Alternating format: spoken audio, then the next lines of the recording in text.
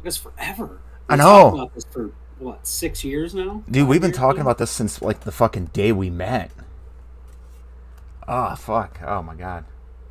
No drop frame rates. Everything's smooth. Holy shit. This might go over well. Oh, give me just one moment. That's what I've been looking for all day. I should have known to go there and find it. Making sure you're coming through. Yeah, I can always adjust it. Yep, you're good. Fucking... Wow, this is gonna go well. This is gonna go well. Are you picking up a fan at all? Yeah, I've got my fan on. I'll turn it off. No, mine. No. No, I'm not picking up a fan at all with you. Okay, no, that's fine. This mic's pretty good, but it's because this thing's directional, so it's gonna it doesn't pick everything up. All right. Well, this is happening. Let's get some shares going right now. Steve and Larson are online. Fuck, we got competition. Competition. We're coming after them, though. We want to be the best. Inspiration. We want the best. We want to be the best friends in wrestling media, even though we will have no stake in the matter whatsoever. What a way to go. Oh, we've already got a new follower. Thank you, Larson. I'm coming for your beard. Thank you, host 00312 for the follow. We really appreciate you. But yeah, who you all meet it later would be the guy to go after Larson for his beard. Listen, nothing going on up here. Listen, you and I are definitely like Steve and Larson, which I love our dynamic. For anyone who doesn't know or is watching this in the future, because these episodes are going up live on YouTube. Not live, but, you know, we're going to put them up there afterwards. I'm stoned. I do the stoned, but you're going to get a stoned guy and a drunk guy when we do this shit. Well, you're getting sober tonight just because it's a work night. We do this on a weekend, completely different story. You're gonna oh, yeah, if we ever do this, like, if they ever have a Saturday one and we fucking just go live at, like, midnight, if this thing actually fucking works. But yeah. I don't know, the live, October 16th. Or whatever day, the 18th. Whatever day it is. The Saturday Dynamite. We got that one. We also got the we got takeovers coming up too. Takeover coming up. We will not. I think I speak for the both of us when I say that neither one of us are tuning in to watch Raw and or SmackDown live. You guys might get, if you are lucky, you might get a recap of the Big 5 pay-per-views. From the E, but other than that, it's Royal Rumble's a given. I can say that's my favorite pay-per-view, or was. Thank you. It's my favorite match format, just because it's we get it twice a year, but up to this point, I can't say that's my favorite pay-per-view anymore. No, like for me, like the Rumble itself, like. It didn't feel the same. Like super glad for Bianca this year, and super glad for Edge for now being the third person to make it from the number one spot to the end and win. And another person is Shawn Michaels. Yeah. No, I love the format of it because it's used sparingly, which with that company is a rare thing to say. You can't get away with that. They just overuse everything to a point. But anyway, the real reason that we are here. All Out. A recap of All Out and Dynamite 101 that took place tonight. So I'm going to let you have the floor and just let's start this off right. My name is Clinton. This is Ethan. That's Ethan. We're two best friends who are best friends over a mutual love of professional wrestling. That's how we bonded with one another. That's the one thing that like keeps our foundation strong. Not to mention our undying love for one another that even scares his wife. It does. Like caressing, yeah. No, but we love professional wrestling. We've been fans of it all of our life. Ethan over here actually trained to be a professional wrestler. I went the MMA route, but we both have training in it, and we both love this shit. I can tell you who can kick whose ass, and it's not me. I can fake fight all day, but so yes, All Out All Out was this past Sunday. I don't say this lightly when I say that All Out was the best wrestling pay-per-view since WrestleMania 17. No, that's outside of Money in the Bank 2011, I can't think of a more solid top-to-ground pay-per-view since Mania 17. Maybe, I mean, the War Games match, the Undisputed Era War Games match, the first one. Yeah, where they had like an actual reason to have a fucking War Games match, not just it's November, let's put up 4 people to go up against the Undisputed Era. Yeah, that's got to be that would probably be my next one. Short of those two, but the way I look at it, when your low point on the card is a 3.5 minute match to essentially give, and I'll call him a legend, to give a legend his time in a company where he's just helping people get better. Speaking of the Paul White QT Marshall match, that's your low point in it. You gave me 3.5 minutes, which was really just a palate cleanser before you left a deposit on our proverbial faces with the next match and everything that ensued after that point. And you put it at the right point in the card. Like they spaced this pay-per-view, or they paced this pay-per-view perfectly. You couldn't from start to finish with the vignettes and the repackaging right at the halfway point, showing us a recap of everything that happened up to that point, which, by the way, great work on the in the video truck or wherever they're doing that stuff from to whip that stuff up. That's an NFL move right there. Like, literally minutes after the fucking cage match, we had a promo showing the highlights of the cage match. Those motherfuckers are quick. And you had to have that, too, because if you were watching the cage match, there was things going on in every way that you weren't keeping up with. Yeah, wasn't. You would go fucking walk to the kitchen to grab some water real quick, and you've missed Rey Fenix jumping off the cage. Spoiler alert, we're not there yet, but we're definitely getting to that portion of this. But but for All Out, it didn't feel like it had a scrap of fat on it. Like, you're absolutely right. So do you just want to run down the card? You want to go top to bottom on this? We're gonna go top to bottom. I don't really ever feel like talking about the pre-show because the pre-show is just there to give the people who showed up early something to watch. Best Friends versus Hardy Family Office. It was a serviceable 10-man tag. It gets an Orange Cassidy thumbs up from me. However, which is an important thing though to mention because we got this Orange Cassidy then, but we'll talk about the Orange Cassidy that we saw. Oh, night and day difference. Night and day. But yeah, it was a serviceable 10-man tag. Everyone got their spots in. I'd really like this Orange Cassidy and Matt Hardy shit to be over because watching Orange Cassidy just run through every single member of the Hardy family, it's making them look weak, and every time they come out, it's like, what are you going to do? You got the Butcher now, which, great bringing him back. That was the best part of the pre-show, was the Butcher coming back. And it's a return that doesn't get talked highly enough about. Honestly. Knee stomping around the ring. Fuck, that knee stomp thing gets me so wet. I don't know what it is. I don't know. The issue that I have is I just don't. The Hardy family doesn't seem like they have a point. When they were doing the big "let's build all the factions" thing, it feels like the afterthought of AEW, which is unfortunate because you've got the Butcher and the Blade, who individually I don't think the Blade's anything to write home about. Nothing against the guy, absolutely nothing. No. He just doesn't entertain me on that level, but you bring in the Butcher and I feel like he makes him that much better. Yes. The Butcher is definitely the better as a team. Look at that's just how tag team wrestling is though. Look at FTR. FTR if they wrestle singles matches, they're good, but they're not. No, there's tag team wrestlers and then there's singles wrestlers. You have to see the stacks up. But if you were like, hey, you want to see FTR and Pride and Powerful? Or proud and powerful. All right. Yeah, you don't have to sell me on that at all. Like, I'm in.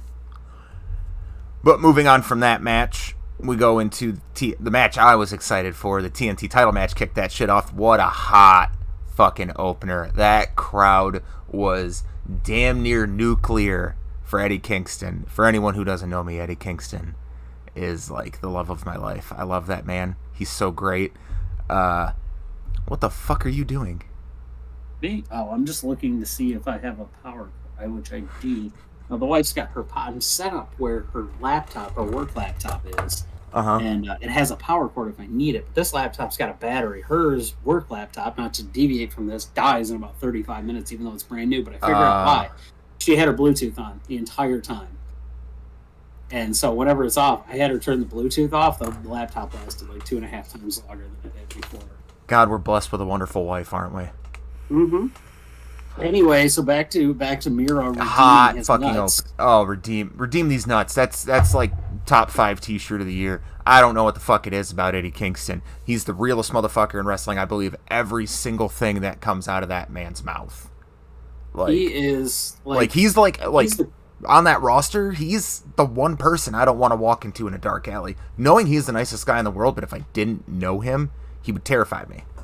He's a new age Perry Saturn that can talk. He's like Perry Saturn with Raven promos. Yeah. Yeah. Yeah, except I wouldn't inherently be afraid of Raven because I honestly just thought he was a dude that was cosplaying as Kurt Cobain. Well, we didn't have to be afraid of him because he was just a spoiled rich kid. He lied about everything. Sorry, Luke Owen, if you ever see this, but Raven was Raven. But that match was a great hot open. Shut the fuck up. Great hot opener. Miro getting exposed early on his neck, but eventually taking it over. You know, doing the whole heel babyface thing. That crowd was super hot for Eddie Kingston. You could not have started a pay-per-view off better than having Eddie Kingston out there. My favorite part of the match being him breaking the game over. By literally just doing what everybody should and just going. Yeah, just go. I got my arm. It is free. You just got my neck now, which then, like, go ahead and break on my neck all you want. All you're going to do is hang me. Yeah. But he did defy his own rules. He did not protect his neck. No, he didn't protect his neck. Which I still think Tony Khan, like, you know what, maybe not. If they couldn't afford Final Countdown for Bryan Danielson, I don't think they could afford Protect Your Neck from Wu-Tang. You know what, though? I feel like Wu-Tang would have just done him a solid. I mean, Eddie Kingston. Who knows if they... I feel like they would have looked at him and went, we'll do this to a solid. Do the fucking Rancid style, because, like, apparently Rancid was just like, yeah, you can have the song, but then again, also... Tim's a really big wrestling fan, and he's best friends with Punk, so that was a no-brainer. If they couldn't have got that song, they're dumb. No, I think that whole thing, from what I read, is he approached her about... Of course he did. Her using it. Because her name was Ruby. Yeah. He's probably the reason why her name is Ruby Soho, because, you know... That's from what I read from a couple of things, that's what it was, is he approached her about using that song as her name, and she just went... Can I use the Soho? Yeah, like, fuck yeah, man. Like, she's the living embodiment of punk rock in women's wrestling. Like, there's other women that like punk, and that, like, her and Shotzi are leading the cause. Oh, yeah. The punk community should give them whatever they want, like, in my opinion. Also, she's a Dynamite wrestler, and we get so sidetracked, you and me. We're gonna fucking end up finishing this shit talking about Jericho and MJF because that's the match I cared least about. But yeah, Miro, he got the low blow and Kingston was getting the upper hand, and he eventually caught him with the Machka kick or whatever he's calling it nowadays. 1, 2, 3. Anyone who thought Eddie Kingston was winning that title that night is an idiot. There's no way in hell Eddie Kingston was winning that title not in New York. He is winning that title in Asher Hale Stadium 100%. There's no fucking way in hell he doesn't. That's your main event right there. Eddie Kingston walks out TNT champion. There's fires in the streets because people are so fucking happy. It writes itself. Like, it was what I wanted. I wanted a hot fucking opener.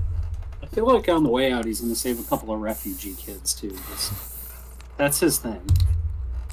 He's going to run into Generico on the street.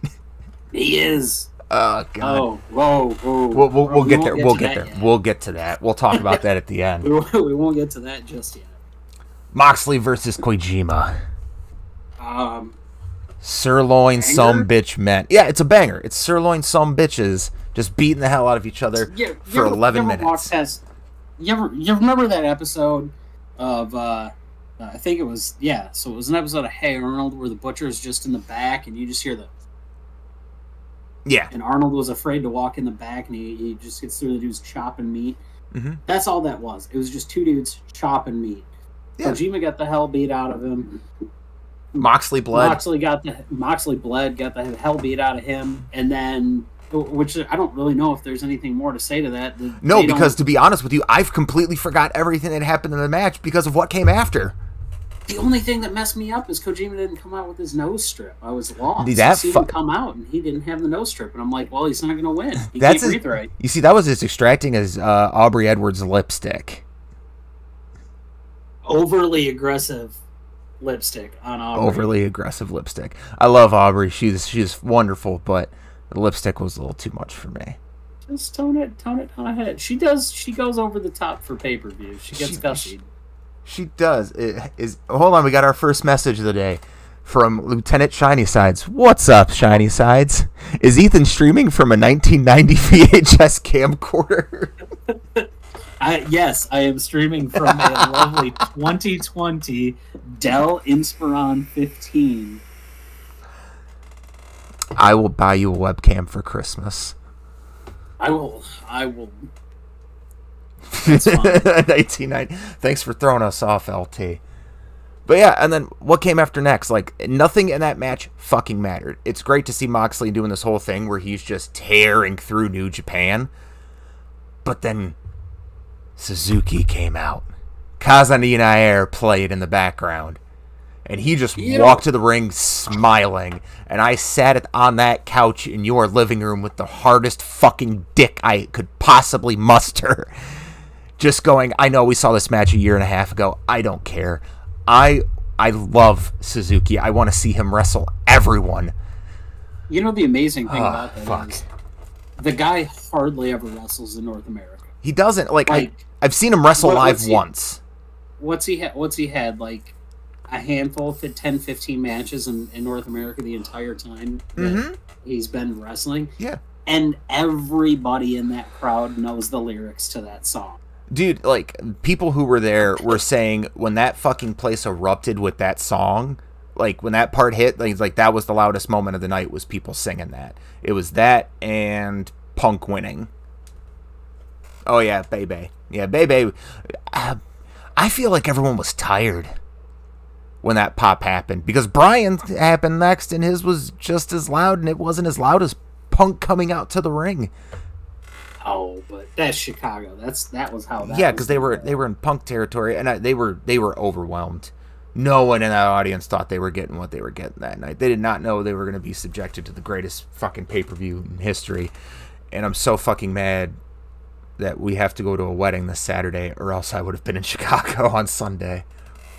Yeah, that's the best thing I think about this. They have set it to where they have a home base. Like, that's where they're doing that show from. It doesn't need to change. It never needs to go anywhere from there. Yeah, it's like Madison Square Garden in WWE. It's just like the home. Like, no matter what happens, what product they put on, it's going to be a hot show. Yeah, and it doesn't matter what stadium they do it at. Chicago's got like 3 arenas they can do shows from, and it doesn't matter which one it is. Those people are going to be there. Those people are going to show up and do it. I think next year, with proving what they did, I think they get the United Center next year. They need to do a stadium or Allstate. Oh, the big arena, the 22,000 seat arena, the arena that CM Punk walked out on the WWE in, the T-Mobile Arena, the same arena he debuted in the UFC. CM Punk, hey Heelheart, how's it going? Welcome to the chat, buddy. Yeah, but fucking Kazanina Air came out. Fucking, he choked him out again. He hit him with the same New Japan spot they did a year and a half ago, but it was awesome because it's fucking Moxley and Suzuki, which we will get to their match later. Oh my god. And then, you have anything else to add on to that? It was just other than, like, we should give a star rating. What we, like, out of 5 for what we thought of each match. So we'll go back to the fucking Kingston Miro match. We'll give that a star rating real quick, and then we'll come back to this one. What do you give Kingston and Miro out of 5? 3.75, only because I wanted to see Eddie win, but I knew he wasn't going to win, and I feel like it was about 2.5 minutes short. But I know they're saving, so I'm not mad about it. It was a good pace setter. But it wasn't the barn burner that those guys will have in 2 weeks. Yeah, I'm hitting it with the 3.5.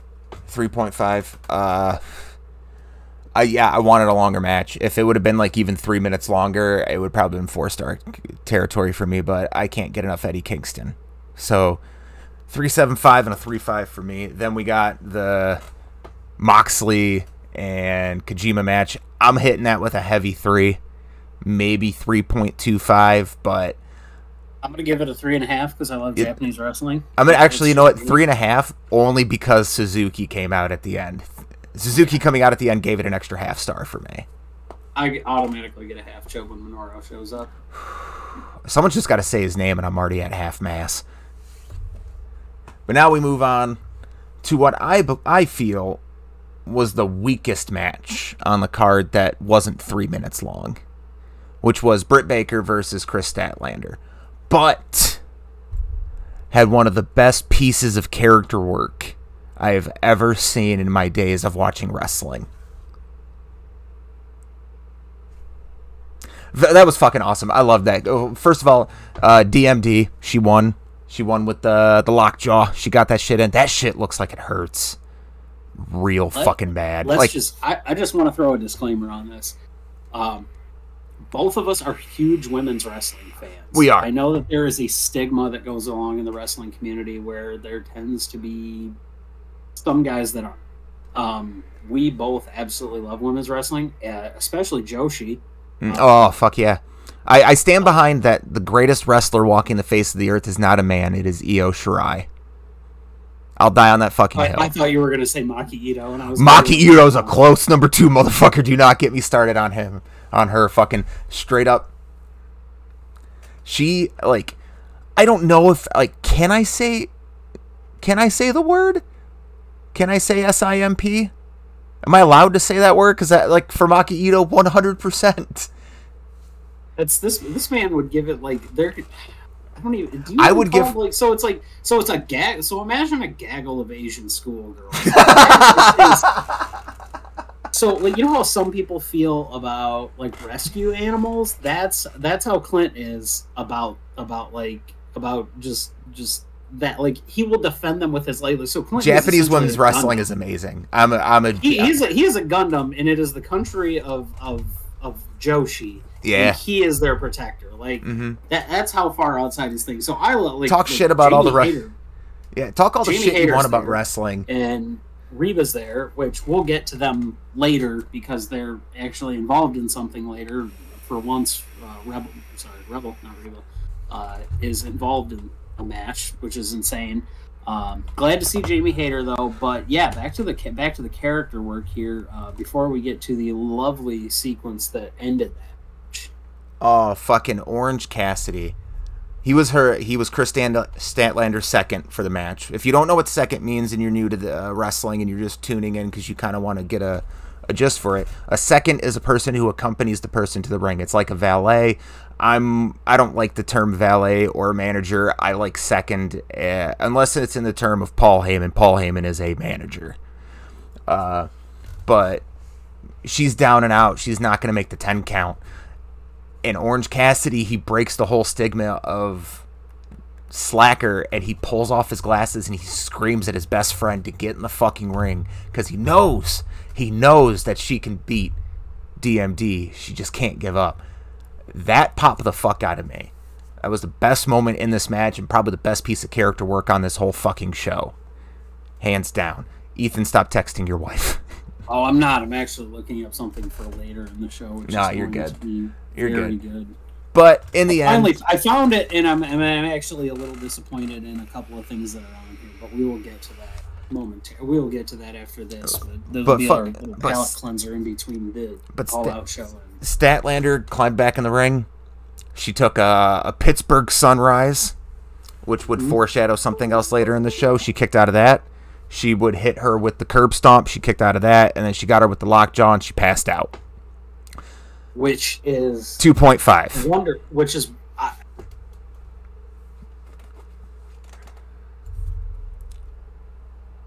I'm gonna give it a 3. And here's the thing: one for the foreshadowing. Our ratings don't matter. Our ratings don't. It's how we enjoyed it. Don't let our ratings. If we made a rating that you don't agree with, it doesn't mean you have to, like, the whole the stigma behind the Metzler star rating system. When I say it, it's just that, like, I recommend this match more than I recommend this match. It doesn't mean that you shouldn't go out of your way to watch it. You should. Everything AEW is pumping out right now is. But. Right. And so I give it a 3 mainly because I like the ending. I thought that was great. Made Statlander look strong in defeat. Right. The Orange Cassidy build-up. Statlander doesn't look bad because of any of them. She actually looks better than she did going into the match. So you lost to who's had the best run over the course of the last year, both in character work and in-ring work. No offense to Sheeta. None at all. She was phenomenal. Sheeta was champion 6 months longer than she was going to be because of Brit being injured. Mm-hmm. That's what that was. Which I believe, in my opinion, added more prestige to the title, that someone has held that title for a year. It's why I'm kind of glad that Hangman got taken out of this pay-per-view, because I want to see Omega hold that title for a full calendar year. Although Full Gear would put it before a full calendar year, but hey, 1 month off of a year isn't a bad thing. And who knows? Maybe he is going to hold on to it, and it'll stick around until... What's our next one? Double or Nothing? Revolution, because that's in February or March. February. Yeah, February or March. Yeah, but so I think I'm beginning to think, being that we don't have a Hangman and Brian's back. Well, sorry, we don't have Hangman there right now. We don't know when he is coming back. Mm-hmm. Pushing that for a 2-month build is going to be a little hard. Yes, but we'll discuss why that's a little hard when we get to Dynamite 101. Yeah, and then after that we had a promo from Andrade El Idolo. I will never pronounce his name correctly. El Idolo. But him saying, Pac's scared. I'm going to fight him on Friday. So that's going to happen on Friday. I'm looking forward to that match. Pac and Andrade are fucking two of the best speed wrestlers in the business, and they're both powerhouse motherfuckers too. So that's up my alley. He's a bastard.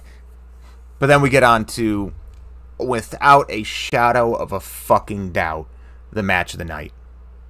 That was the best cage match I've ever seen in my fucking life. The Young Bucks versus the Lucha Bros. Holy shit. That only went, 22 minutes? 22, 4 seconds shy of 22 minutes it went. But it felt like it went on for an hour. So to anyone, we had 9 people over, and everybody was on their edge of their seats the entire That was the time. one match no one moved from the fucking living room. We were all there. Also, something I want to say about this. Yeah. Their cage and their cage match rules in AEW are money. Mm-hmm.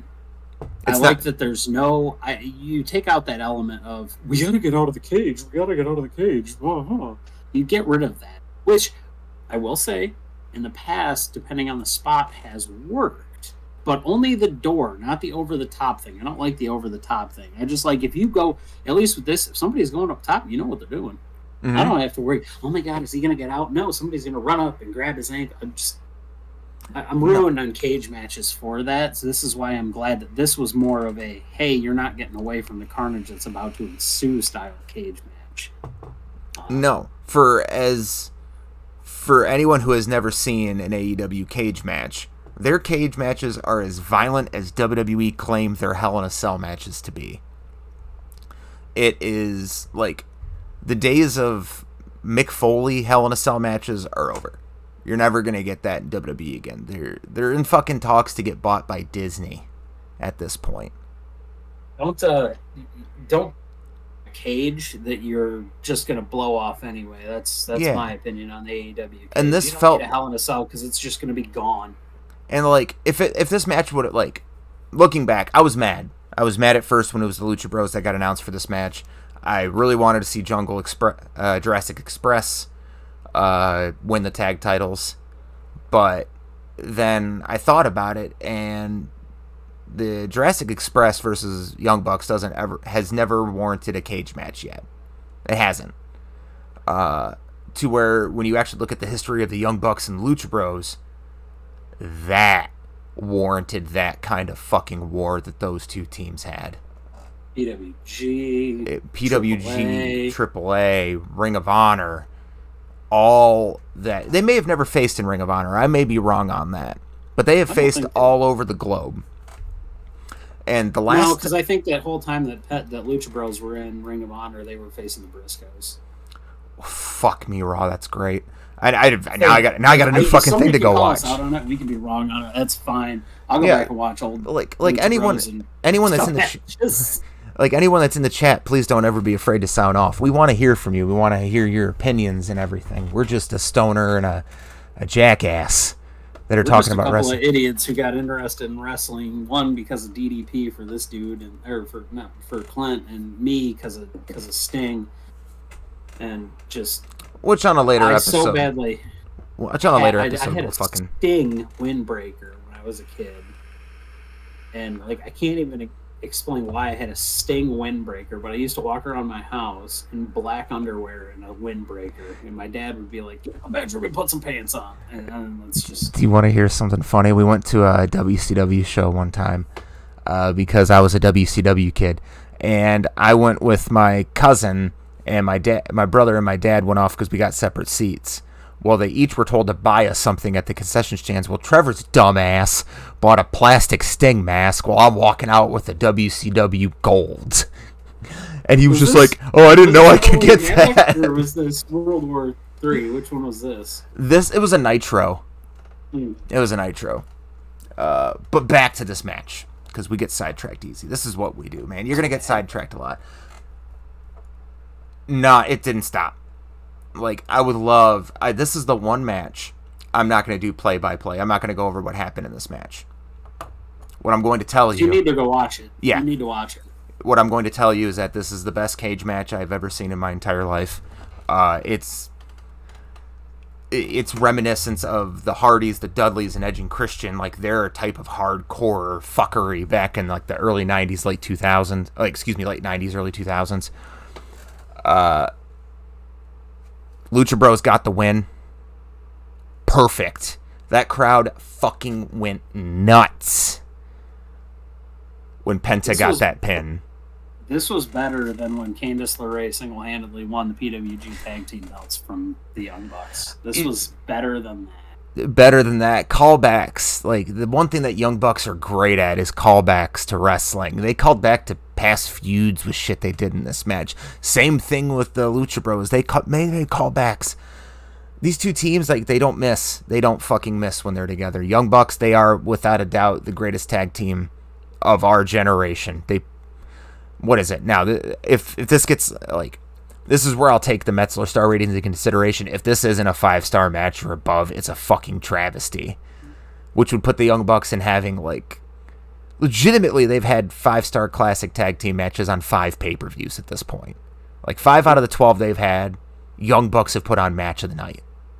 Match of the fucking night, damn near match of the year. This will probably be the match of the year. Unless we get Hangman and Omega this year. For AEW, yes. Yeah. NXT, no, there's no touching Dragunov and Walter. Dragunov, Walter. Oh, God, stop. I'll touch myself after this fucking thing's over to that match. So, but 6 stars. I know. That's where I'm at. 6 stars. Like, I know this is the first night we've had a rating system into play, but goddamn, Lucha Bros, Young Bucks, 6-star match. If Simon can break his, we're going to break ours. And then we move on, like, the celebration, I won't even spoil that, because, like, Penta. I love Penta. Absolutely terrified his daughter. Just terrifying. But I love him. You remember that scene in Django when DiCaprio smashes his hand on the glass and it bleeds and Kerry Washington's face gets just a face to it? Mm-hmm. That's what his kid looked like. Because he's like, "Oh, I love you, honey," essentially that, but he's just gross bleeding. He just wiped his face and then he went and caressed her face, and the kid's just like... She looked like one of those Felix cats on the wall. 6 stars. Mm-hmm. damn near 6.25. I think it's better than the Revolution tag between the Omega, Hangman, and the Bucks. I think it's better. I've watched it like 4 times already. I've watched it at least once a day since that fucking shit happened. 6-star classic. Not the 6th star. We'll get to that later in the show. Maybe. That might be another day. No, there was a 5th star classic on this pay-per-view. There was a 5th star. But we move on to the Women's Casino Battle Royal. I'm going to list off the competitors and their suits. Try to follow along. The first one were the clubs that consisted of Shida, Sky Blue, who made her pay-per-view debut. Good for her. Emi Sakura, the Bunny, and Abaddon. In the Diamonds, you had Anna Jay, Kiera Hogan, Kylie King, Diamante, Nyla Rose. Didn't even notice it. It was really nice to see Kiera Hogan and Diamante share a ring together. They looked super happy to be in the same ring together. That was cute. I loved it. Then you had the Hearts, which were Thunder Rosa, Penelope Ford, Riho, Jamie Hayter, and Big Swole. Which I think was the strongest suit of cards that they had that came out there. Every single one of them. Big Swole needs more TV time. Yes, she does. Big Swole's phenomenal. She just had her blow-off match with Diamante on Dark, hopefully. Because she's the last person to beat Britt Baker next to Thunder Rosa. But that match doesn't count because it was unsanctioned. And then we had the Spades, which were Ty Conti, Red Velvet, Layla Hirsch, Jade Cargill, and Rebel Not Reba. We obviously know who the fucking Joker is. But sloppy in the first half. The second half, like he said exactly, once the Hearts came in and it was Thunder Rosa, Penelope Ford, Jamie Hayter, Big Swole, I have no fucking idea what happened to Rio, and it pisses me off. She went underneath the ropes, and then she was eliminated. I honestly, the first part of that match, I was paying attention. I was very happy to see Anna back. Anna Jay being back is great. Yeah. Anna! Yeah. No, just real happy she's back. I'm glad she's back from injury. That's just fantastic. The Ty J is a good thing, and that comes up later this evening as well. Yeah. But then, we got down, like, I'll try to remember how the eliminations went, but it pretty much got down to Thunder Rosa, Nyla Rose, and the Joker, which was Ruby Soho. They got rid of Nyla. Ruby coming out to Rancid, it fills my heart with joy. It does. Oh, it's the best. You can't beat where that. My favorite song off my favorite Rancid album, that's her theme music and her name. I love her. Push her to the fucking moon already. But yeah, you got Rosa and Thunder on the final 2. They had a really good sequence on the apron, which eventually led to, I don't know what she's calling it. I know she called it the Riot Kick in WWE, but she hit her with the Detonation Kick, knocked Thunder Rosa off. She wins in her debut. We're going to get her and Britt Baker somewhere down the line, probably at Asher Hale. Probably at Asher Hale. Either that or it's going to hang on until Revolution. I don't think they're going to hold on. I think that's going to be Rosa, because Ruby's not winning the belt, but I think Thunder Rosa is going to be the full gear match. That'll be the hey, I beat you once, even though it didn't count. Which I think Baker will win, because I think they're going to give Baker at least until Revolution with the belt. But if they give it to Thunder Rosa, they're not doing themselves any injustice there.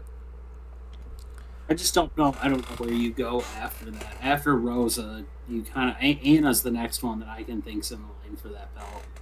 Well, I mean, we got contracts.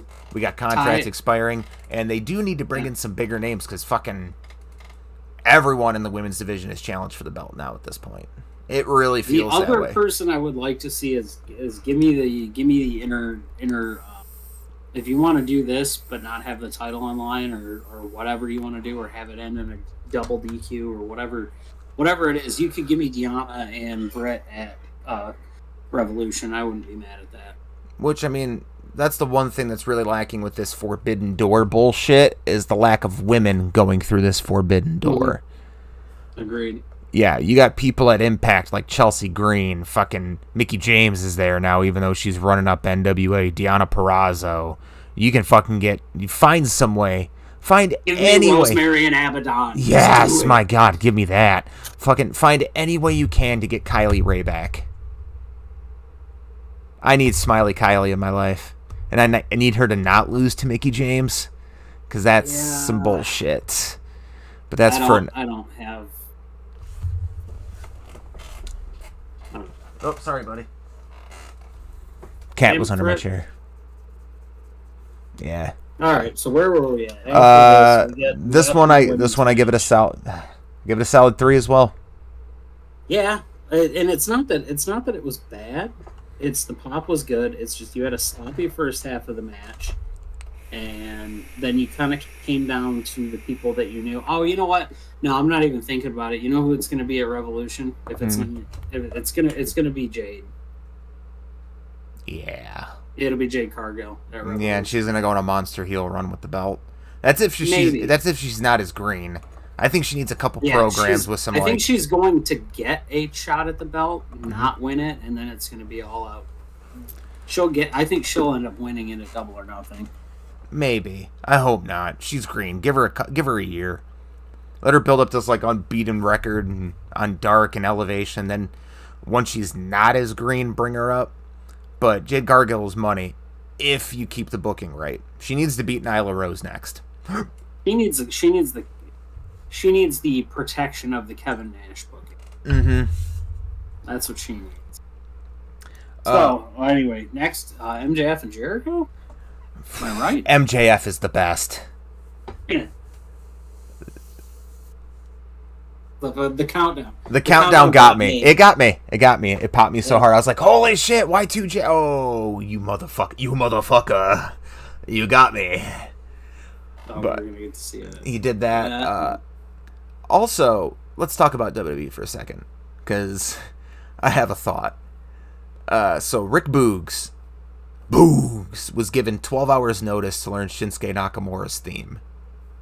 Why did he play Shinsuke Nakamura's theme better with 12 hours of practice than Fozzie's guitarist can actually play fucking Judas? Well, it's because the crowd can play Judas better. No, the crowd can sing Judas. That guitar player sucks. Sing Judas better than Chris Jericho can sing Judas. So well, yeah, I prefer to hear the crowd sing it than Jericho. Oh yeah, when he did his silent entrance for the Fifth Labor was just amazing. Oh, Fourth Labor. That was Fourth Labor, right? Yeah, it's against Wardlow. Nope, Fourth Labor. Fourth Labor because he couldn't use any Judas against MJF. Right. Okay, yeah. So it was a Fourth Labor. No, that was fantastic. They have used that song really well, though. They've done a good job. Yeah, when they did the choral, they've done a good job with that. Yeah, but the match and it hasn't cost them any money. No, that's the better thing. No, but positives I'll say about this match. MJF selling was phenomenal. He took that apron power bomb. And he did not stop selling that bomb. His back looked like it killed, which led to the finish, leading to everything to happen. But the fucking power bomb on the apron, them fighting on the outside, MJF with the fucking, what is it? The heat seeking. Yeah. Well. And MJF hit a fucking lion salt. Yep. Hit a lion salt from the outside, and a code breaker. The other one that got me. Which is really dumb and shows how much of a child I am. And use Jericho's own arm to make a jerk-off motion towards the crowd. Yeah, my jerk-off friend. It's dumb, but I don't care because it made me laugh enough to come outside and put you. Yeah, I was outside smoking some weed for this match because, to be honest, I knew Jericho was winning and I didn't want him to win. In my opinion, they should have just broke up the Inner Circle. This match had no heat on it. It was just everyone was excited to see Jericho, and I was excited to see MJF. I got back for the end. They fucking did the false finish, which got me. I was like, oh, fuck, they're really going to do this. And then they came out. They restarted the match. I thought ending his career with his own move in a bullshit finish would have been perfect for me. Especially for the character of MJF. But no, AEW were cowards when it comes to this. Listen, I love AEW. I'm a mark for them. I fucking love them. But they are not above critiquing. They are not above me telling them what is wrong with their product. And my God, sometimes go against giving the fans what they want and give them what they need. Retire Jericho. If there's anything that the 5 labors of Jericho taught me, it's that Jericho cannot go the way he used to. And he keeps trying. The match with Juventud was awful. The match with Wardlow... Movie didn't look good either. I felt like Wardlow was carrying the fucking match with Jericho. And then the match with MJF was cool. Like, that was good. But that's a slower-paced Jericho match. Like, they worked a slower-paced match here, which is perfect. But there's very few wrestlers anymore that are going to be able to go out there and make Jericho look good. Orange Cassidy being one of them. That's just because of how he was. But I thought the bat to the face and the fucking Judas effect, that would have been a great finish. But no, Jericho busted out the Lion Tamer for about 0.5 seconds before he sat back down on the walls of Jericho, made him tap. 3.75. Yeah, I can go with that. Match had its flaws, but MJF selling his fucking entrance was perfect. I fucking loved it. I wouldn't change a single thing about the match. Outside of he looked like King Richard from the 70s Robin Hood Disney movie, the animated one. He literally looked like that. He just needed the crown, all sitting all crooked and sideways. And that's the only thing that I could see was an issue with that. But it doesn't matter. I wanted them to give us the false finish, but make it stick. I never wanted to see Jericho beat MJF. But I like the program they're about to start with him. But we'll get to that in a second because we got to talk about the big money match. I don't think CM Punk could have asked for a better return match if he tried. I thought he should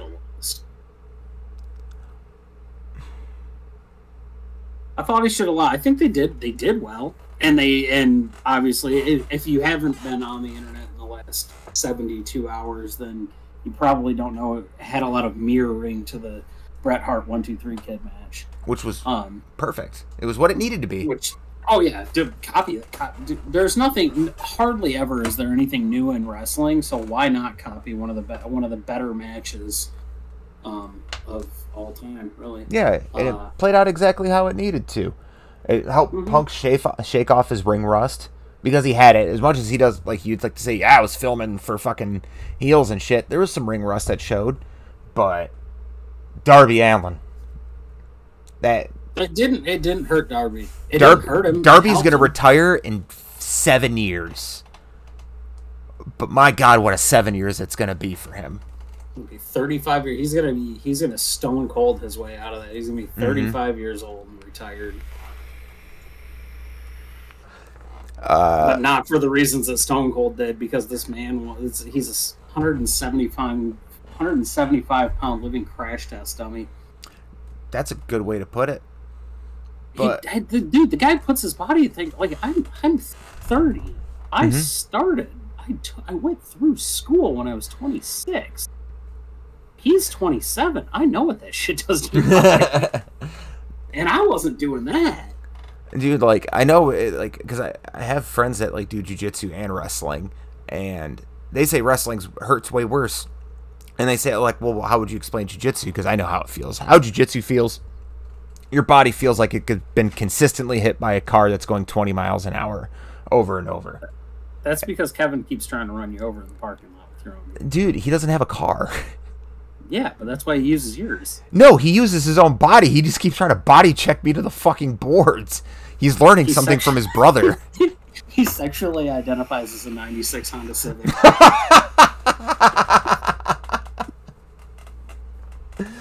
No, but fucking this match was perfect. Like, Darby's body's gotta hurt or that guy doesn't feel pain. But my spot of the night, hands down, was when Darby went for that. Sit-up? Yeah, the sit-up. The coffin drop into the sit-up. That could have gone so wrong so quick, and it didn't. It fucking didn't. It went so perfectly right. It's because he's light and wispy and he floats through the air.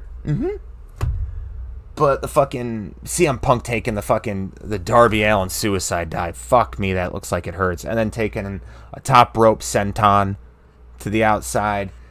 Fuck, these two fought all over that ring.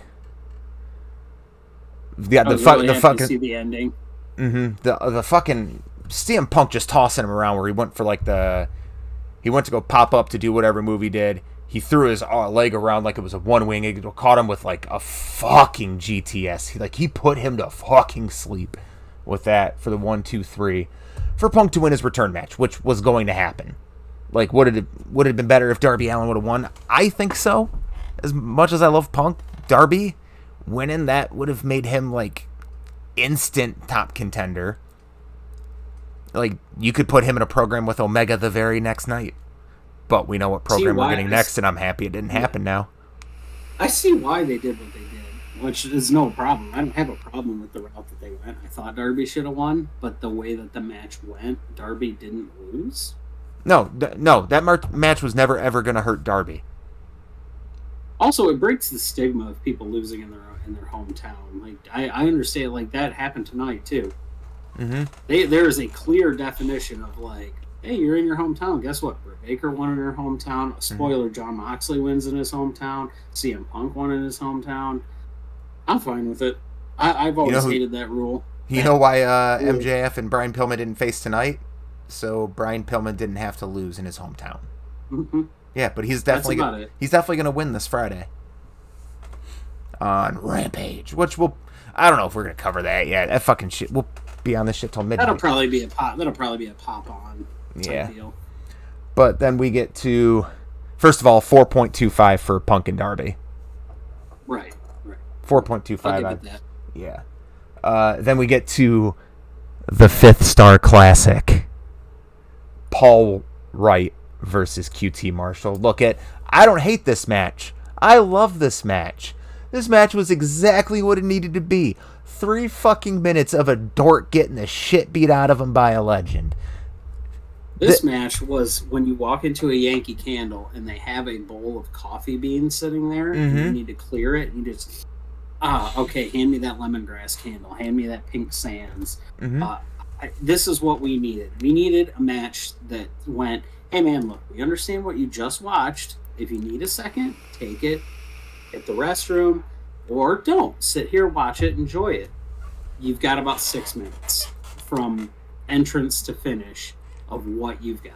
Now, it takes Paul about a minute and a half to walk down the ring. Well, so let's talk about this for a second, because we have an inside joke with us in our whole little wrestling group. Something called the 5th Star Classic. Now, we use this exclusively for the women's tag team division in WWE. Because the matches aren't bad, they're just short and serviceable. So we use it when we call Tamina Snuka the 5th Star Classic. This match we're going to call a 5th Star Classic. I'm not going to give it a rating because it went out there and it did exactly what it needed to do. It gave you the ability to go to the bathroom, grab a towel, clean your dick off because you just came everywhere because CM Punk just won in Chicago to get ready for the main event. 5th Star Classic for me. It did. Yep. That's all you needed. Malachi Black had a promo on the pay-per-view, which was good. Him addressing Dustin Rhodes, how he's going to kill him.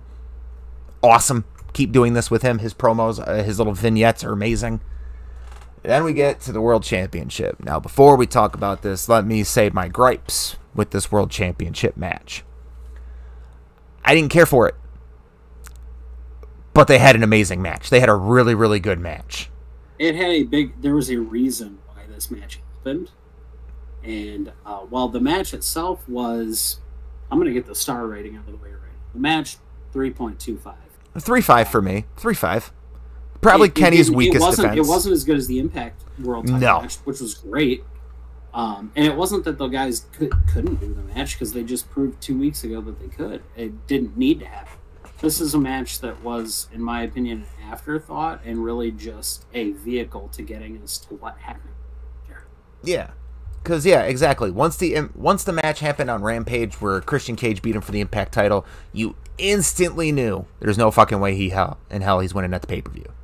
There was only one reason that this match was main eventing. Because in all honesty, if what happened after this match didn't take place and this main evented, we wouldn't be talking about this as like a top 5 show of all time. We wouldn't. We wouldn't be here today. We wouldn't be sitting here talking, having this podcast. We wouldn't have gotten off downstairs. I'd be downstairs playing Minecraft Dungeons. And I'd be playing playing Siege with LT, but we're here. This match was great. Definitely go out of your way to watch it, just because it's another Kenny Omega Christian classic. 3.5. But it had a great finish. That fucking one wing angel off the second rope. I'm really glad they did that as a finish. It kept Christian looking strong because there's no fucking way in hell you're kicking out of that. But it was another match where it didn't hurt either one of them when the match ended. You're not going to hurt Christian. That's the thing. That's the lovely thing about Kenny and Christian is those guys are so built that you're not going to hurt them. Mm-hmm. Not anymore. Not anymore. When Kenny first came in and he kind of had that couple losing streak before him and Hangman tagged together. Yeah. Okay. I kind of see that. Kind of lost his ways. A lot of people, I feel like just a lot of people in North America they knew who Kenny was. They didn't know who Kenny was. Yeah. They knew Kenny. They knew of Kenny, but they didn't know. Oh, excuse me. No Kenny. 1 second. Gotta stop the cat from doing something dumb. So, when it comes down to it with this match, what it comes down to is the finish. It does. It comes down to the finish. That top. Well, hold on. One second about this. The table. When Christian. Fuck that! Fuck that! Oh my god! The double stomp on a table through. Oh, fuck that noise. It's when he came back. Oh man, my ribs still hurt. Like I didn't even take that. I've got 2 ribs that aren't set. I feel like that would have rebroke them and then set them back into place with how that fucking happened. My heart goes out to Christian. First off, he's 46, 47? Yeah, something in that ballpark. He's around the same age as Edge. Yeah, please. No, I don't. I don't need to see Christian do it. He can stop. Mm-hmm. That's fine by me. Just, dude. Ow. That hurts. Yeah. But now we get to the meat and potatoes. The Elite come out. They start beating down on Christian Cage. Out come Jurassic Express. They get beaten down. Kenny Omega gets the mic. Kenny Omega goes into his promo. There's no one that is on his level. They're either not here, they're tired, or they're dead. Lights go to black. I instantly went Daniel Bryan. I went Bryan Danielson's making his fucking debut right now. And they got me. And I should have seen it coming the second he said win or they're dead. Out comes Adam Cole. Baby. And you knew it was happening only because of the deadline. Yep. That's the thing that really sends it into, that. So, but people that don't know, so being the Elite has been around a lot longer than all AEW had. Mm-hmm. The web about 6 series, years now. Which has basically created everything, runs back to the PWG days for everybody, really. I mean, anybody who's anybody has appeared on the show. And they killed the character of Adam Cole off when he went to NXT. And by poisoning him with a monster. Yes. Now, miraculously, he is back alive. Mm-hmm. And here to cause all kinds of chaos that we will see later. Like, you really are the Larson of this pairing, aren't you? Threatening. I just blank out. Yeah, no, threatening a absolutely wonderful human being. Yeah. He comes out, he gets in Kenny's face, and then super kicks Jungle Boy. Hugs the Bucks. Story time with Adam Cole saying he's all elite. The Elite are the most dominant faction in professional wrestling history. Gives the mic back to Kenny. He goes to give you the goodbye. Mwah. Flight of the Valkyries hits. Out comes Bryan Danielson with a booty bouncing fucking theme song.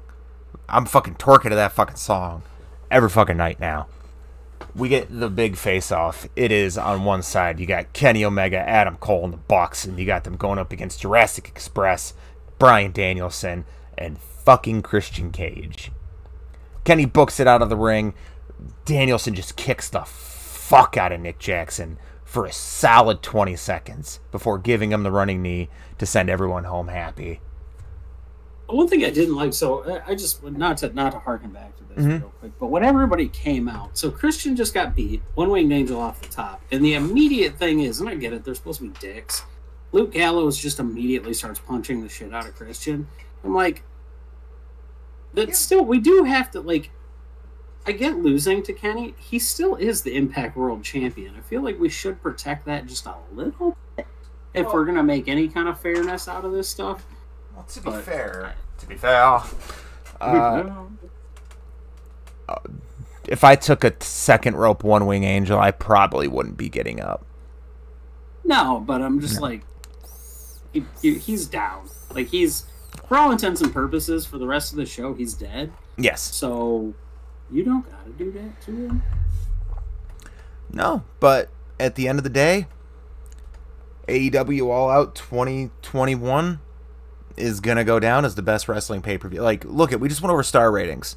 There were only 2 matches that I listed. Excuse me, 3. Because I think I gave Miro and Kingston 4 stars, and if I didn't, I'm changing my answer to 4 stars. There's only 3 4-star matches really on this card. But nothing felt out of place. Everything felt well-paced. Like, if you look back at WrestleMania 17, it wasn't all 5-star classics like you think. It's a 3-match card. It's the star classics. It's the TLC 2, it's Rock Austin, and it's fucking Benoit and Angle. That Undertaker Triple H match is not good. It does not hold up. It's 17 minutes of them walking around in a couple spots. Correct me if I'm wrong here, but X7 was Limp Bizkit, though. Yes. Yeah, which makes the entire thing the best ever. Oh, no. Fucking Limp Bizkit. That's what AEW needs. If they want to take one thing from WWE outside of their talent, Limp Bizkit. You should do this immediately. I'm not saying that Fred Durst should be on every episode of Dynamite, but I'm saying Limp Bizkit should be on every episode of Dynamite. I'm not saying that Wes Borland shouldn't accompany Chris Statlander to the ring as an alien, but I'm saying. Yeah. All right. Now plus, they're in Plus, they do the show from Jacksonville. That's where Limp Bizkit's from. Why has this not been a connection yet? Because not everyone's. Show the Matthews Bridge. Shut the fuck up. John Otto. Take the Matthews Bridge. This is ridiculous. You know what? No, this is a conspiracy. This is a conspiracy. What if? Pump the brakes with me here. What if Fred Durst is the true leader of the Dark Order? Now that Brody, R.I.P., is no longer with us, Fred Durst should be the leader of the Dark Order. All right, so that was Ethan, everyone. I really appreciate you stopping by. Go ahead and get your cam back up. Yeah, I don't know what the hell happened. Hold on. I removed you. Oh. No. So, anyway, like I was saying, Fred Durst. Dursty Fred. But that was All Out. I fucking loved it. I've watched that show from start to finish, skipping maybe 1 or 2 matches, like at least 3 or 4 times now. It's phenomenal. Go out of your way to watch it. It's the best wrestling show since WrestleMania X7. Maybe it's top 3. Like, my 3 favorite wrestling shows of all time is that's definitely in there now. Money in the Bank 2011 and X7. Yeah, I really like I mean, you know, one of my favorite matches is Bayley and Sasha in Brooklyn. You know what we'll do? Because, like, the Dynamite reviews are only going to take us like a half hour. So next week, let's come in here, do the Dynamite review, and then go through our top 5 favorite matches of all time. Have a way for people to get to know us better. So you literally have 7 days, E, to figure out your 5 favorite matches. I'll kill you. I know we got a wedding this weekend. Ethan Alabaster Hubbard taking us to the Alabaster Fortress. All right, yes. let's get. By the way, in case anybody wants to know, White Castle is the Alabaster Fortress. We will have none of this tomfoolery about calling it White Castle. It's not White Castle. One, that's racist because it's white. Why's it got to be white? No, it's alabaster. Like my skin, alabaster. Jalapeno cheese sliders. If anyone wants to buy it to us, I'll throw my Cash App and my Venmo up on the screen. Also, we have a fantastic place called Bray's, which is better than the Alabaster Fortress, just on a smaller scale. And Bray's shakes are better. I had one before it started. Did you? There you go. I added your Venmo and Cash App to the screen. You can see it. Oh, yeah, if I was on Twitch, I would. Oh, well, everyone else can see it. All right, if you want to donate to his Venmo or Cash App, it's right there above his face. All right. You don't need to do that. Anyway, so the one thing that I wanted to talk about before we bust out this Dynamite review is a little thing came out today. It was the PWI 500. Now, I'm not going to run through the whole list. We know the top 10. You and I talked about the top 10 earlier. Real quick rundown of the top 10. We've got Kenny, Roman, Bobby Lashley, Drew McIntyre, Kota Ibushi, Moxley, Will Ospreay, Finn Balor, Shingo Takagi, and Rich Swann is the top 10. Now, I don't have major issues with this. Get Will Ospreay the fuck out of there. I just think Will Ospreay being up there, he's been out about half the year of their time, because so for anybody that doesn't know, their stuff usually runs July to July or August to August, something like that. They don't do a traditional calendar year. It's 12 months, but it runs basically the last 4 months and the first 8 months of the next year. Ospreay's been out about 6 months at this time, and I don't think, although he did win the IWGP Championship and he won the G1 Climax last year. I don't think that he's done enough to register that spot. My issue is that Darby Allin is at 14. Personally, I would switch their spots. I'd put Will Ospreay at 14, put Darby Allin at 7, or even put Darby Allin at 9 and bump everybody else up. I'll put Rich Swann above Darby Allin just because he carried that Impact World title for about 6 fucking months. I think once you get down past 1 and 2, it is what it is. It's a crapshoot. I don't think Drew McIntyre should be in there. Bobby Lashley is there with an asterisk for me, because without MVP, he's not. He's nothing without MVP. His run doesn't do that. But the rest, there's a couple other ones of note here. Big E is at 13, which I think is a fair spot for him. It's also, I believe, his highest ranking ever. I'll say this: for much of an AEW mark as I am, Roman being number 1 wouldn't have offended me. Roman's had one killer fucking year. No, I wouldn't have. He's been the best part of WWE for a full calendar year now. No, so a couple other ones to pop into here. So Big E is at 13. I believe that's his highest rating ever. Killer Cross, Karrion Kross is at 16, which bump him the fuck down. At the time that in the time frame that this took place, I can understand that, but I do feel slightly bad for him on his character now. Some fun ones in here. Orange Cassidy's at 21. Laredo Kid's at 22. He needs more TV time because he's fantastic. And he's literally slightly worse than Rey Fenix. And Rey Fenix Okada at 25 is fucking absurd. Okada's had a really bad run recently, and I think that's Walter at 12. Oh, never mind. I can't say anything about Walter. NXT UK was closed down for half a fucking year. They were closed down, and it's hard to get that stuff out there. So the other one, MJF at 26, I feel like he should have been higher on this thing. He basically carried Chris Jericho the last year, and he just doesn't wrestle that much. That's his problem. No, he doesn't. And you've got a couple other ones on here that are a little low for me. I think Jay White at 39 is a little low. And then the other real big ones for me that I'm not super high on them being this low are your Jungle Boy and. But Jungle Boy's got the best number though. He's at 69. He does. Yeah, so we'll let him keep that. Nice. Ones of my favorites on here, which is this is gonna personally, I'm waiting for next year because I'm sure that they will be there at next year. Number 95 is Effie, and I feel like Effie's going to be at 69 one year just because some writer has a sense of humor. That's essentially how that's going to go. Matt and Nick Jackson fall into 116 and 117 though. That's a fucking drop. I understand they're tag workers, but next year they'll be up in the top. But 7. Pentagon at 115 is goddamn sack fucking religious. It is. There's the crazy I'm clicking off this list. It's just pissing me off now. Read all of these names and understand how good wrestling is right now, which is something that I want to do. If I can have 2 minutes of everybody's time. 2 minutes. This is all I want.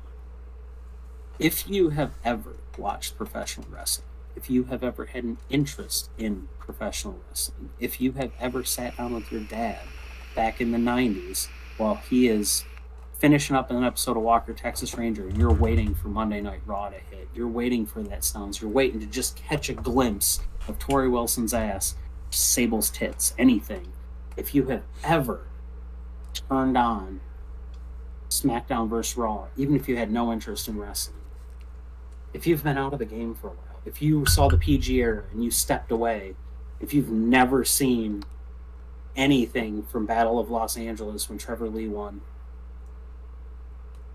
go and watch professional wrestling nowadays. I implore you, pick up a phone, pick up any kind of media device that has YouTube, anything, and I don't care how you get your wrestling, bootleg if you have to, if you can, support these causes, support these wrestlers, watch it. Right now is the absolute best time in the history of professional wrestling that we have to watch the in-ring product and the character work. Back in the day, we had great characters. You had Stone Cold, you had The Rock, but I can point out those people. Now, I can't point you to a single person on the card and be like, don't watch them. Don't watch them. And I'm not just talking about AEW. Impact's doing great things. New Japan's doing great things. WWE still has its moments. Go watch NXT was last night. Go watch the Dexter Lumis Bachelor Party. Like, just go do something. Wrestling has something for everybody. Do you like action? Cool. Do you like blood? Cool. Go watch GCW. Do you like comedy? There's comedy in almost everything. Almost every one of these people generally has a comedic bone in their body. Do you want to just be annoyed at somebody, but you don't have anybody that's annoying you? Go watch a Don Callis promo.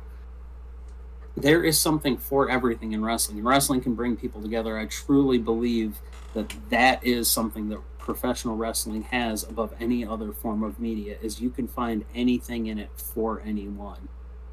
So next time you find yourself alone, next time you find yourself with massive, severe hemorrhaging diarrhea, pick up your phone and just watch that 20-minute cage match that we talked about earlier in the show. Do us a favor, because you will never get the image of Pentagon's ripped mask and bleeding face out of your mind for as long as you live. And any time that anybody ever asks you, hey, should I watch wrestling? Tell them yes. Thank you. Wrestling's fucking cool again, man. It is. I fucking love, like, my buddy... How cool is this shirt? How fucking cool is this shirt? Buy the t-shirt. Buy it. This is ancient, too. This is the old Bone Soldier shirt. This is the OG Bullet Club shirt. Closet full of wrestling t-shirts. Look at that. There's the old... right there. Boom. OG Ken... Fucking hell. Get out of here. Fucking whore. OG Kenny Omega Bullet Club t-shirt. Wrestling's fucking cool. Don't let anyone tell you different. If anyone tells you different... if Pro Wrestling Tees wants to sponsor this, feel free. We will sell you some shirts. We'll sell some fucking shirts. Chances are we'll be the ones buying them. We will sell you some shirts. I gotta order a Redeem These Nuts t-shirt for my dad, because... My dad is back into wrestling. My dad hasn't watched wrestling since fucking... Okay, I can pinpoint your the dad exact... thinks wrestling's a little too real. My dad always knew it was a show. My dad's like Kingston. He doesn't know that wrestling's fake. But there was one moment we're watching WCW together when I was a kid. It was the Scott Steiner, Kevin Nash, Goldberg match where Goldberg walked out halfway through, and you could just hear the announcer scrambling, and they're just like, oh, this isn't in the script. We don't know what to say. And my dad was like, I'm out. My dad didn't watch wrestling until WrestleMania 18 after that. And he didn't watch wrestling again until AEW started back up. That's what AEW is doing. It's bringing back the old WCW guys who quit watching when Vince Russo took over WCW. They're grabbing the attention of those people again. My dad's going into hot topics. He used to fight me on going into those fucking stores because it was a goth clothing store and he hated that shit. Now my dad will fucking walk into a Hot Topic to buy some fucking wrestling t-shirts. I love it. I fucking love it. Wrestling is awesome. Wrestling gave me you. It gave me you. I thought your dad was going to throw something on my TV when Don Callis was on it. He fucking hates Don Callis so much. Oh my god, we still got to review Dynamite. Okay, Dynamite kicks off with Malachi Black versus Goldust. Dustin Rhodes. Sorry, I'm stoned now. Hot fucking opener. It was exactly what I thought it was going to be. It went a little too long for my taste for a Malachi Black match right now. I think he should be squashing motherfuckers left and right. But Dustin did give a good rub to Dustin though. Dustin did really good selling in this match. The finish was the finish they should have redone. It was almost as bad as the Lars Sullivan finish. That it left something to be desired. But you can excuse it because his face bounced off a turnbuckle post, like an exposed turnbuckle. Oh, and I have notes because I started taking notes during this shit. I got a little bit. That's why I've got them up right now. So, my first note from this entire show is, holy shit, Dustin Rhodes' theme is a fucking banger. It is. It is. It's brain stew, but it feels like it's got some soul to it. Also, I don't care how long it is. Goldust is one of my favorite wrestlers ever. I just had a thing for dudes in face paint. Is that weird? No. That's just the Warriors. Darby Allin. I'm talking the Warriors, the movie, not Road Warriors. Nah. All the banger and fuck the Warrior. No, look. I'm gonna go on record right now with everybody. The Ultimate Warrior is a piece of shit. Seconded. I have no problem saying this. And you know who else is a piece of shit while we're at it? I don't even care. Dana Warrior. Dana Warrior is a piece of shit. I fucking hate her too. She's using her money to make, or she's using her life to make money off of her husband, who she wasn't even with when he was wrestling. So, not even. I got nothing. I feel bad for the kids for being exploited and pushed into that world. Which they shouldn't. It's sick and it's disgusting and I hate it. But Dustin went to go for a running bulldog. Black countered him and sent him in the exposed turnbuckle. Hit him with a really bad black mass to the shoulder to get the win.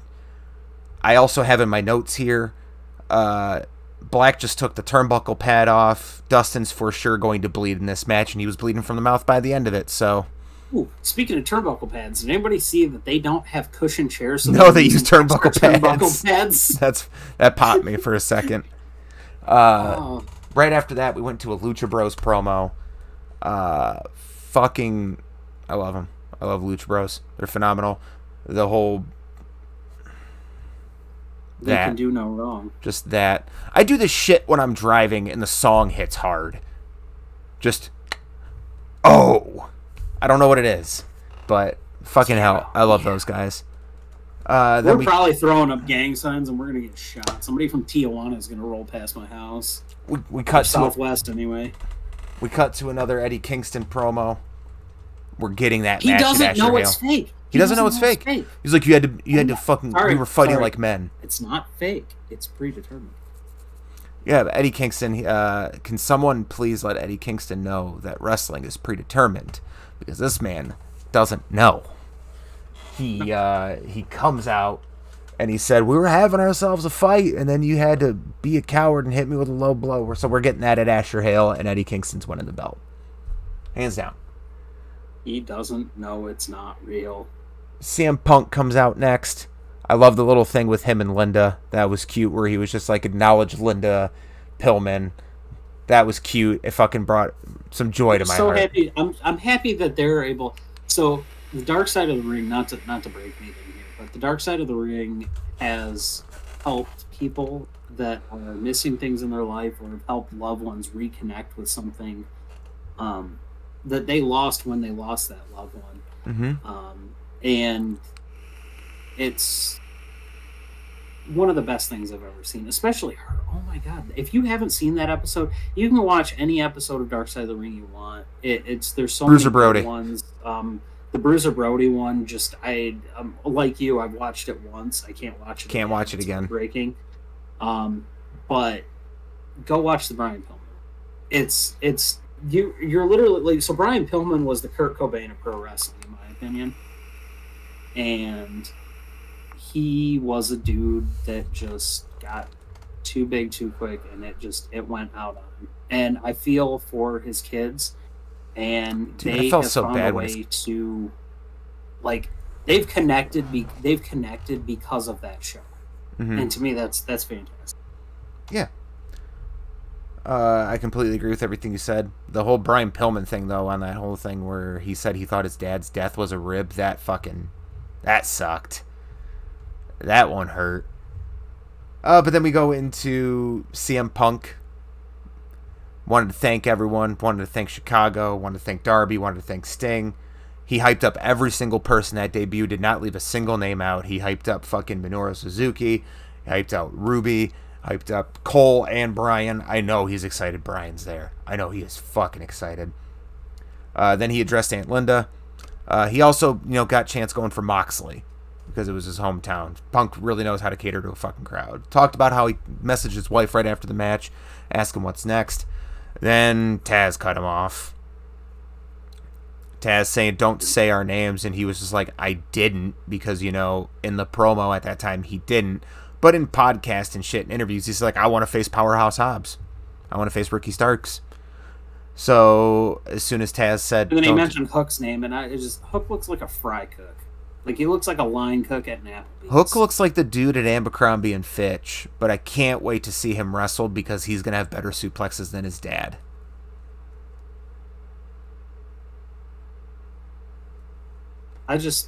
He looks like the kid. He does. He looks like that dude that used to hand you out the little smelly pieces of cardboard as you walk through the mall. Yeah, like there was your cologne swabs and shit. Yeah, I don't... So it looks like we're getting Punk versus Team Taz. Alright. I'll be excited for the him and Ricky Starks match. That one will be great. Him and Powerhouse Hobbs will be good, but I'm super worried about a big, beefy sirloin sumbitch putting Punk out. Then we get Ruby in a backstage interview. Fucking Britt Baker with the line of the night. She was like, "How about you head to the back and go to catering like you were for the last 4 years?" That popped me. And then Soho looks at fucking Shivani and goes, "I know she's your girl and all, but I'm gonna whoop her ass." That was funny. I like how they just keep acknowledging that, which they do later in the show too, the Britt Baker, Tony Schiavone, like, friendship. I think it's just her like, really cool dad figure. Like, I don't even know. Like John Cena's my dad. She might have a good... I was gonna say, she might have a good relationship with her dad, but, like, Tony's like her cool stepdad.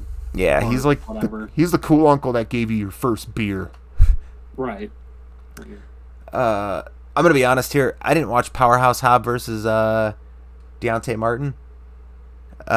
Which is really, I had to take a shit, and that was unfortunately the shit break for me. I was fucking my face with a club sandwich. Oh yeah. So I'm just gonna go over. I got the results pulled up here. But Dante Martin, if anybody's seen Dante Martin, it's phenomenal. Go watch Dark. Just go watch Dark. No, go watch that 6-man from the other week where it was. Dude, watch any of his. Watch any match. Dark. Fuck, he's great. But I unfortunately, nature called, and I had to take a shit because I ate braise. It's my fault. I did this to myself. He is 2 years away from being like a not shitty TJP. Yeah, but Hobbs won with the spine buster, which he should have. It looked from what the reports are saying, it looked like he actually got hit in the face really hard and he was knocked loopy because it took him a while to pin Martin after he did that spine buster. Then we get Dan Lambert. Not Anderson though.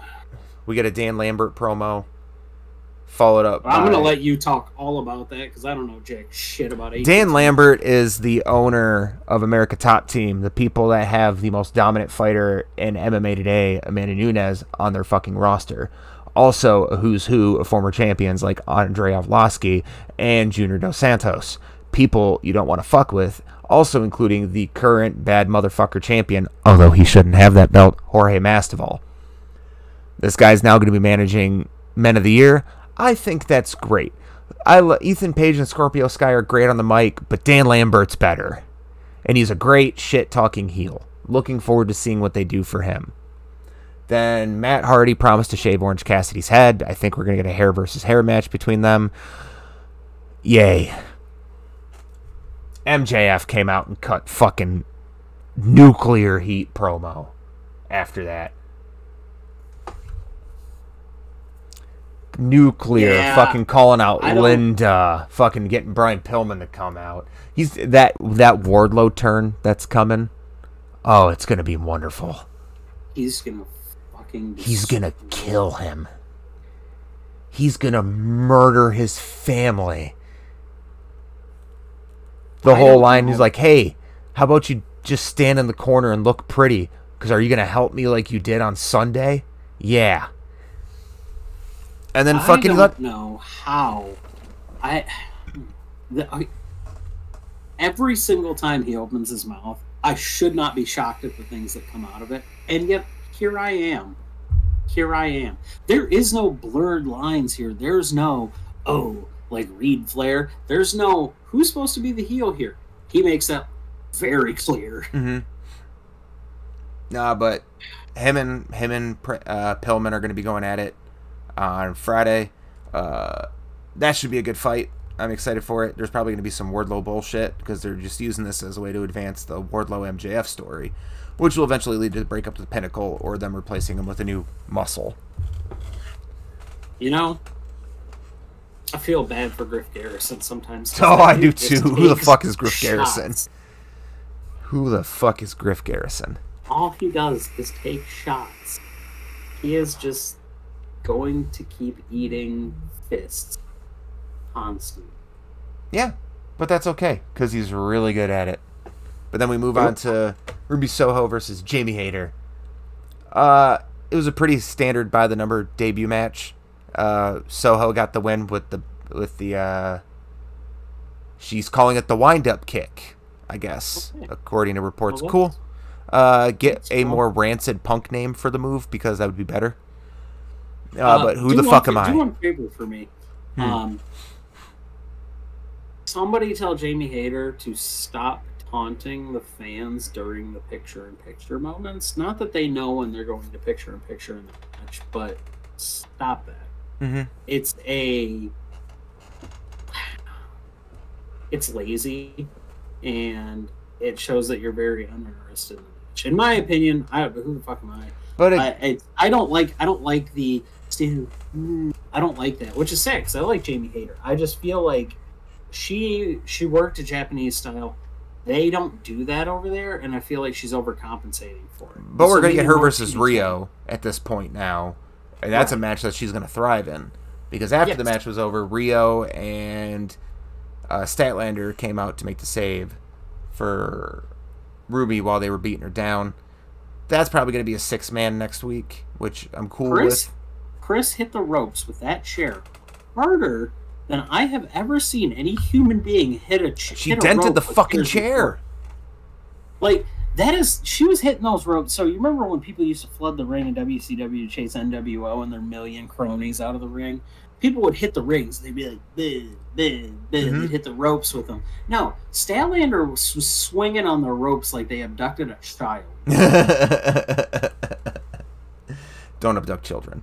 No, but that was a serviceable match for Ruby's debut. A moment that popped me because we're just going to cut right into this. Then Ricky starts Brian Cage promo. Brian Cage goes, "Ricky, you got to be sick of this by now." Instantly cuts to Ricky going, "I'm really sick of this." And I felt for Ricky. I really did. Because I'm sick of this too. Like, I like Brian Cage. He's not a face. He is not a fucking face. He is not, like, a man of the people kind of face. And he can't cut promos to save his fucking life. He needs a talk piece. And if you need a talk piece, you're a fucking heel. That's it. That's just the way it goes, man. I'm sorry. Like, Ricky Starks, please put an end to this. Beat him so that way you can thrive and be one of the best heels in the business. Because you fucking are. Can we pull Brian Cage off the TV for a little bit? He needs to do something. Like, I'm not normally a person to say this, but I feel like Brian Cage would thrive more in WWE than he would in fucking AEW. At right now, yes. But where he needs to be back, personal opinion on this, if you're going to have this open door shit, put him back in Impact and have him face Moose, have him face Morrissey, have him face somebody else. He needs to fight big sirloin bitches. Or have him go back to New Japan and mess with those dudes. Fight somebody over there. That's Moxley's territory right now. I'm just saying, have him go back there though. Not Moxley. They keep feeding them to him.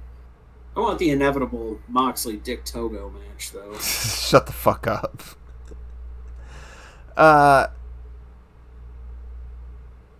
We cut to the Pinnacle versus the Dark Order. This was just to set up more storyline with the Dark Order. Pinnacle get the win over some miscommunication on the Dark Order. And he has a swaggin' ass jacket. So they start fighting in the ring. Anna Jay and Ty Conti come down a stair. Anna Jay is going to eventually bring some peace back to the Dark Order. She's going to bring back Hangman. She's going to go to his fucking ranch and go like, listen, we need you. You anxious millennial cowboy, get the hell back in here. He's just going to be drinking whiskey while holding his baby, going like, hey, what's up? Wearing a bolo tie and a plaid shirt. Just going, we need you. Which then you can bring back Paige, have him help fix up the Dark Order, and then you can have another program with Omega. You can have that belt off him by Revolution. Yeah, they need him. I'm glad she's back though. She's the glue that holds that whole thing together. Yeah, we got the Elite promo next. I thought the Adam Cole shit with Tony Schiavone was great. Him just going like, if you look at her even the wrong way, I'll fucking beat your ass. Get out of my ring. We do the story time with Adam Cole. Adam Cole's going to make his debut. Get out of here, nerd. Adam Cole's making his debut next week. Even before they made the announcement of who the match was against, I was like, it's going to be Frankie Kazarian. Because that makes sense. And that's what we're getting. Daniel Bryan comes out. Everyone clears the ring except for Omega. Essentially, Daniel Bryan calls him it's going to take some getting used to. Bryan Danielson calls him a pussy. Saying, like, you're afraid to fight me. And then they get into a scruffle in the ring. The Elite come in. Out come the Jurassic Express, which, fucking hell, give me Marco Stunt versus Brandon Cutler. Where he just jumped into his arms and started doing this to him. He started doing that to him, but Brandon Cutler He's just holding the camera and the spray. He's just going down as slow as possible. He's the best fucking nerd in professional wrestling history. I love it when he has that, like when he does the air thing, like when he was doing it to Nick Jackson, like he was going to go to spray someone and Nick got in the way. He was such a dumbass, he didn't let go. He was just going, as he kept spraying him. I love Brandon Cutler. Brandon Cutler versus Marco Stunt is in like my top 5 dream matches right now. And every time Luchasaurus has somebody up, I'm like, I don't even need to see who it is because he's throwing Marco at somebody. Marco is fucking Marco. He's an object at this point. Listen, you hit him with a foreign object. No, that's Marco. Really? Listen, I've already had one of my dream matches, but I want it to happen again. I need Walter to leave the WWE and go to AEW for one match. I want Walter versus Marco Stunt. I might be a sadistic son of a bitch for wanting this match, but so he can shave his chest in. I want to see him kill him. I want to see him beat him to death. I know that match has already happened, but I want to see it happen again. Man. Yeah, but then next week's lineup, we have 3 matches announced for Rampage. We got Pac and Andrade. Yep, we got Britt Baker, Rebel, and Jamie Hayter versus Soho, Statlander, and Rio. And then we got Pillman versus Max Caster. Then next week's... That's good. You know what? Yeah, great. So you had MJF this week say something about it, and then you're gonna put Platinum Max against Pillman next week, and of course he's gonna say something too. Cody Rhodes is coming back. He'll be back on the Grand Slam. It's going to be him versus Malachi Black, and we got MJF versus Brian Pillman. So we got 2 of the 5 matches already announced for that. If one of them is not Eddie Kingston versus Miro, I will burn Asher Hale to the ground. For legal purposes, this is a joke. Next week on Dynamite, we got Adam Cole versus Frankie Kazarian. We got Darby Allin versus Sean Spears. And we got Jade Cargill versus Layla Hurst. And then we will still do that forever. That pop at NXT Detroit. Now, AEW. We're going to have a talk right now. The next fucking time that you cut off Minoru Suzuki's theme before it gets to the Kazane Nair part, I'll kill someone. Why did you cut, for legal purposes, this is a joke, why did you cut his fucking theme song before you were about to get the loudest reaction from that crowd that night? That was your one misstep tonight, was doing that. I know it's Moxley's hometown. I don't care. The crowd reacting to that song is the best shit in the world, and I fucking love it. And rant. Great match. Exactly what I wanted. So do we get Muta before? I don't know if you could hear that. That was my dick hitting the table. It's just, oh man. We were both WCW kids. We got exposed to a lot more Japanese wrestling than That's why we like New Japan. It is. Muta was, once again, face paint. It's face paint. That's what it is. I just have a face paint kink. You got a face paint finish. Okay. No. If I come over and your wife has Sting face paint on, I'm leaving. Give me 1 second. Talk to the people for a minute. Oh, hey everybody. Welcome to the end of our first episode. We're getting near the end of this show, and we appreciate everybody who's been involved in listening to this, including LT and anybody else who's asked us questions. If you'd like to see us back next week, feel free to give us feedback if you know us personally on our pages. As this goes along, the shows will be slightly more structured, and they will be a little less rambly. However, we are still a couple of morons, and we had allotted about an hour for this, and we are starting to run up to our second hour. It is now approximately 15 minutes to midnight, and it has been an absolute blast talking to everybody. It really has. I'm not sure what Clinton has done to his cat. I went and got water. I had a bad hiccup, and I could feel like the heartburn, so I needed to get some water in my system and a Tums. Yeah. Because every time he gets an erection, he has to take a I own stock in Tums. But no, this was a lot of fun. I think we're gonna do this every Wednesday night after Dynamite. We'll get back here. We'll cover, like, Dynamite takes us about a half hour. We'll do about a 90-minute show every day. We'll talk about some random shit. We'll try to get some special guests on here because I got buddies that love watching wrestling. And yeah, my brother's pretty pissed that he wasn't on this one. I'm pretty sure he's gonna be on the next one. Oh yeah, we'll get Tubbs on here. LT will pop on inevitably. LT's just gonna pop on and go, "Where's the Godfather? Where's the Godfather? Guys. Where's the Godfather and his hose?" Yeah. But it's like we were talking about earlier. Yeah. Hey, they break Goldberg's streak yet? Like, what's going on with that? That's still a thing. How's Owen Hart doing? Last time I looked, what's it on? Like 4,221. What? Shut the fuck up. I have no idea at this point. Shut the fuck up and go to bed. All right, everyone. From Clinton Davis, from Ethan Jensen, Colin Hubbard, thank you for joining us. We're on a forklift. We'll be back next week. Y'all have a good night. Stay sweet. Love you, Judy. Love you, Judy.